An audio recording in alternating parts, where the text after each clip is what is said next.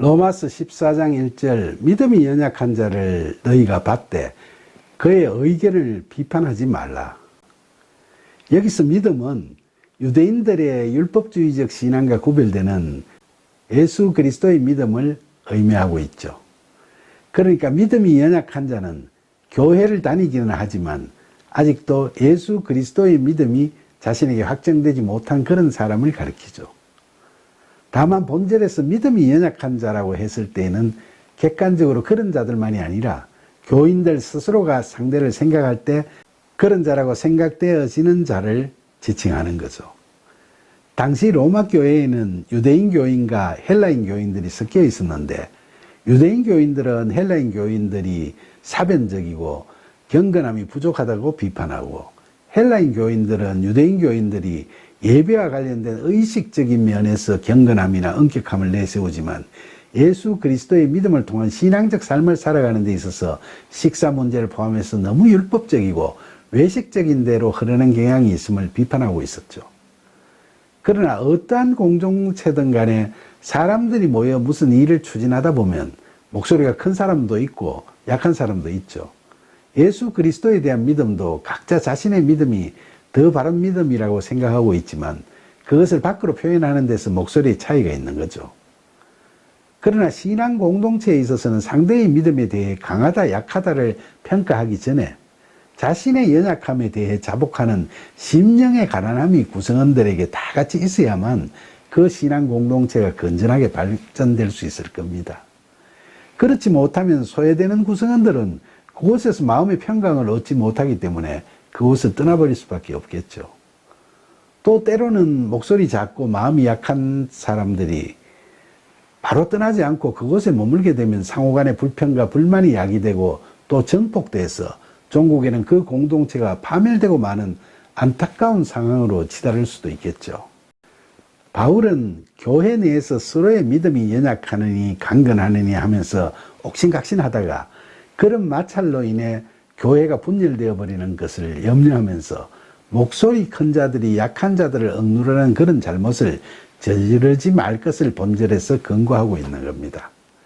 이건 오늘날의 교회에서도 마찬가지로 적용되는 말씀이라고 생각할 수 있겠죠. 로마서 14장 2절 어떤 사람은 모든 것을 먹을 만한 믿음이 있고 믿음이 연약한 자는 채소만 먹느니라.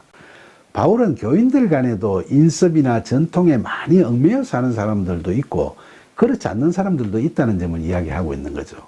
대체로 유대인의 전통이나 율법주의적인 사고방식에서 자유롭지 못했던 유대인 교인들에게는 음식에 대한 금기사항이 많았죠.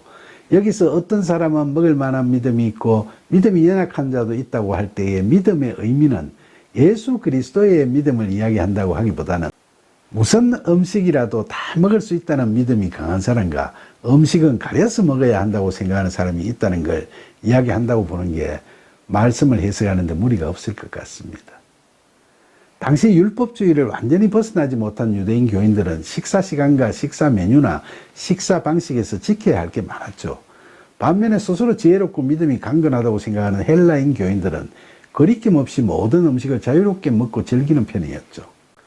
그러나 여기서 바울은 모든 것을 먹는 자와 채소만 먹는 자가 있다고만 했을 뿐 어느 쪽이 바르고 어느 쪽이 그르다는 판단을 하고 있지 않습니다. 채소만 먹는 자가 모두 예수 그리스도를 믿는 믿음이 약한 자라고 할 수는 없죠. 율법주의적인 생각에서 그렇게 하는 자들도 있지만 자신의 식성이나 건강을 이유로 채식주의를 택하는 자들도 있지 않습니까? 그러니까 바울은 음식 문제에 대해서 당시 교인들이 왈가왈부하고 있었지만 아주 가치 중립적인 입장에서 무슨 음식이든 먹는 자와 또 채소만 먹는 자가 있다는 걸 그저 이야기하고 있는 겁니다.